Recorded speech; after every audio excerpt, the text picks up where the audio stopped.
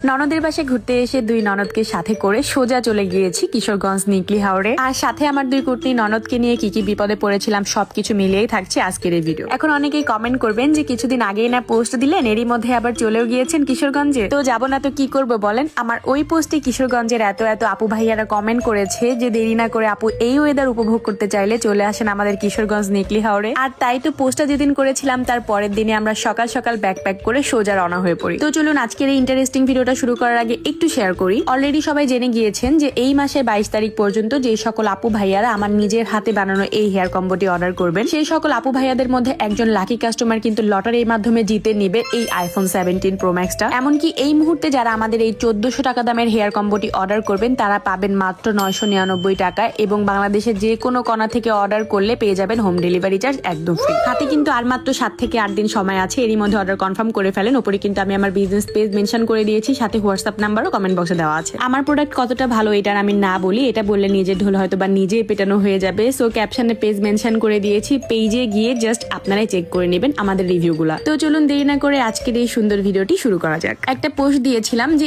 এই ওয়েদারে এই সিজনে যদি কিশোরগঞ্জ নিকলি হাওড়ে ঘুরতে যাই তাহলে কেমন হবে। কিশোরগঞ্জের নিকলি হাওড়ের আপু ভাইয়ারা অবশ্যই কমেন্ট করে যাবেন। সেই পোস্টের কমেন্ট বক্সে এত আপু ভাইয়ারা সাজেস্ট করেছে যে তাড়াতাড়ি চলে আসেন আপু, এত সুন্দর একটা ওয়েদার যদি ফিল করতে চান। তো দেরি না করে পরের দিন খুব ভোরেই আমরা বের হয়ে পড়ি সবাই মিলে। দুইটা প্রাইভেট কার নিয়েছিলাম, আমাদের নিজেদের একটা, আরো একটা ভাড়া করতে হয়েছিল আমার এই দুই কুটনি ননদের জন্য। না মানে আজকালকার যুগে তো প্রত্যেকটা ননদের আগেই আমরা কুটনি নামটা বসিয়ে দিই, যার জন্য আর কি এখানে কুটনিটা মেনশন করলাম। যদিও আমার ননদদের মতো কোনো মানুষই হয় না আলহামদুলিল্লাহ। কিশোরগঞ্জে আসার প্ল্যানের শুরুতেই তো আমার হাজবেন্ড আমার ননদদেরকে না করে দেয়, কারণ আমার ননদেরা গাড়িতে উঠলেই বমি করে দেয়, যার জন্য প্রথমেই বলে যে তোমাদের যেতে হবে না। বাট আমার তো ভাই কোথাও ট্যুরে গেলে একা একা যাইতে একদমই ভালো লাগে না, খুবই বোর হই, যার জন্য সবাইকে সাথে নিয়ে যেতে আমি বেশি পছন্দ করি। না হয় নিজের বোনকে নিব আর না হয় জামাইয়ের বোনদেরকে নিব। তো যেই কথা সেই কাজ, প্ল্যান অনুযায়ী আমি আরো একটা প্রাইভেট কার ভাড়া করে নেই, যেই প্রাইভেট কারের জানালা টানালা খুলে এসি টেসি অফ করে দিয়ে আমার ননদেরা খুব আরামসে যেতে পারবে, কোনো বমি করবে না। এন্ড ফাইনালি আমরা ঘুমাতে ঘুমাতে চলে আসি কিশোরগঞ্জ নিকলি হাওড়ে। আর এসে এত সুন্দর একটা ওয়েদার পাই যেটা বলার বাইরে আলহামদুলিল্লাহ। ফার্স্টে আমরা এসেই নাস্তা করে নেই, সকালের নাস্তা। তারপর আমরা একটা সুন্দর বোট ভাড়া করি যেটা পুরাটাই আজকে সারাদিনের জন্য আমাদের, যেখানে আমরা খাবো দাবো ঘুমাবো গান গাইবো নাচবো সবকিছু করবো। মাশাআল্লাহ কিশোরগঞ্জের আপু ভাইয়ারা যারা আমার পোস্টে কমেন্ট করেছিলেন যে আপনাদের এলাকা অনেক বেশি সুন্দর, এখন গেলে অনেক সুন্দর একটা ওয়েদার পাবেন, আপনাদের কথা কাজে কিন্তু মিল আছে ভাই।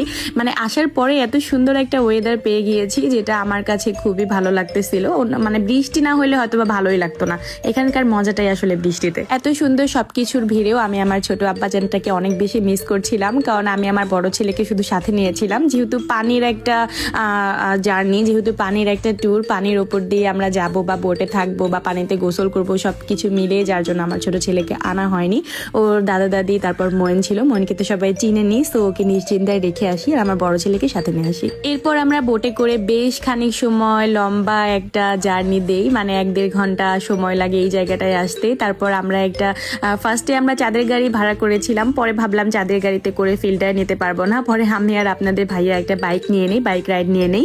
আর আমার হাজবেন্ডের বোনেরা, মানে আমার ননদেরা, আমার ছেলেটা, আমার ননদের ছেলে মেয়েরা, ওরা চাঁদের গাড়িতে ছিল, ওদের পিছে পিছে আসলে আমরা যাচ্ছিলাম। মাঝে মাঝে রাস্তায় দাঁড়িয়ে একটু দোকান থেকে কিছু কেনাকাটা করে ওদেরকে খাওয়াচ্ছিলাম, আইসক্রিম তারপর চিপস। যেহেতু আমার ছেলেটা, আমার বড় ছেলেটা একদমই পাগল এইসবের, সো ওদেরকে কিনে কিনে দিচ্ছিলাম। এরপরে আমরা চলে আসি কিশোরগঞ্জের এই লম্বা রাস্তাটায়, মানে এত বেশি সুন্দর রাস্তাটা যেটা বলার বাইরে। এত সুন্দর রাস্তাটা দেখে তো আমি একদমই তর্স হতে পারতেছিলাম না। আপনাদের ভাইয়াকে বললাম যে তুমি এক্ষুনি নামো, আমাকে চালাইতে দাও। পরে তো আমি চালাইলাম, আমি বাইকে ওঠার সাথে সাথে বৃষ্টি নেমে পড়ছে মাশাআল্লাহ। মানে আমি ভাবতেও পারিনি এই রাস্তায় এসে এত সুন্দর একটা বৃষ্টি পাবো। অনেকদিন বৃষ্টিতে ভেজা হয় না, তবে এত সুন্দর জায়গায় এসে বাইক চালাচ্ছি, মানে ফিলটাই অন্যরকম, আপনারা জাস্ট ইমাজিন করেন। এইবার একটু বলি আমার কুটনি ননদ দুইটার কথা। আমার ননদদেরকে সাথে নিয়ে এসেছিলাম। অনেকেই এখন বলবেন যে আমি ওদেরকে কুটনি বলছি কেন, আসলে জাস্ট মজা করেই বলছি, কারণ আজকালকার যুগের মেয়েরা বিয়ের পরে যদি বাসায় ননদ থাকে, শ্বশুর বাড়িতে ননদ থাকে, তাহলে তাদেরকে কুটনি বানায় দেয়। আই ডোন্ট নো হোয়াই,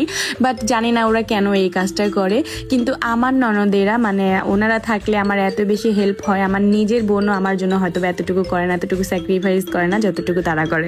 এত কাজ, প্রমোশন, এত নিজের বিজনেসের মার্কেটিং, নিজের বিজনেস সামলানো, সংসার সামলানো, সবকিছু মিলিয়ে যদি আমার শ্বশুর বাড়ির মতো একটা শ্বশুর বাড়ি না পেতাম তাহলে হয়তো বা এত কিছু করার কোনো কোনোভাবেই সম্ভব ছিল না। টিপ টিপ বৃষ্টি হচ্ছিল, বোটের বাইরে বসে আমরা গরম গরম খাবার প্লাস ওয়েদার দুইটা এনজয় করছিলাম। আর ওইদিকে আমার ছোট ননদ বোটের ভেতরে বসে আমার বড় ছেলে আজানকে খাওয়াই দিচ্ছিল। মানে আমি মা, মানে আমার মনেই নাই যে আমার ছেলেকে আমার খাওয়াইতে হবে, কারণ আমার মায়ের মতো আমার ননদেরা আছে। সবশেষে বলবো, আমি মেয়েটা যেমনই হই না কেন, আমি অকৃতজ্ঞদের অপছন্দ করি আর কৃতজ্ঞতা প্রকাশ করতে অনেক বেশি পছন্দ করি। যাই হোক, আমরা উপর থেকে কিন্তু খাবার দাবার সবকিছু কিনে নিয়ে এসেছিলাম। হাওড়ের অনেক ধরনের মাছের আইটেম, হাঁসের মাংস সবকিছু কিনে এনেছিলাম। অ্যান্ড গরম গরম খাবার কিন্তু আমরা টিপ টিপ বৃষ্টিতে বসে বসে এনজয় করি। তারপর এখানে একটা গোসল করার জায়গা ছিল, এই গোসল করার জায়গাটা দেখে আসলে আমরা তরসইতে পারি না। তারপর আমরা সবাই মিলে নেমে পড়ি। এত সুন্দর পানি ছিল, ঠান্ডা পানি, এত বেশি ভালো লাগতেছিল যেটা বলার বাহিরে। অ্যান্ড আজকের ভিডিওটা কিন্তু অনেক বেশি লং করে ফেলেছি, জানি না সবার দেখতে কেমন লাগবে, তবে এখানেই শেষ করতে চলেছি। সবাই ভালো থাকবেন, সুস্থ থাকবেন, আল্লাহ হাফিজ।